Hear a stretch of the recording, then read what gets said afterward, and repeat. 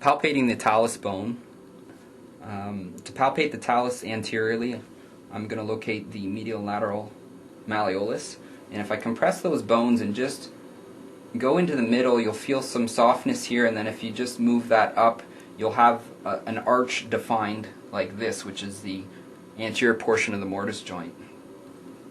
If you just come onto that soft tissue and a little wee bit distal, you'll be contacting the anterior talus.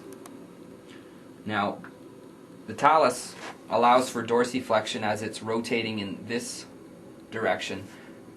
The joint needs to as well have a posterior translation component as it rotates. So I'm checking for that. So both thumbs usually on the front of the talus, and as I'm pushing posteriorly, I'm also rotating, dorsiflexing the ankle by pushing it backwards. Now as you do that, you're checking for end feel. The end feel again should have a certain springy component to it. If it's very hard end feel and feels like it doesn't have any translation, then that's what you're looking for. Clinically, this presents after there's been an inversion sprain. You can have a stretched capsule in the front, and that can allow the talus to sit forward and not translate posteriorly.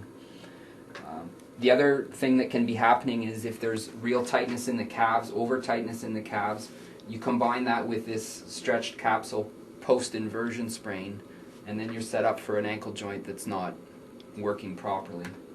To treat that, I'm going to encourage the translation posteriorly using a fairly firm grip. You can do that on a few vectors, midline, and then maybe driving medially as well.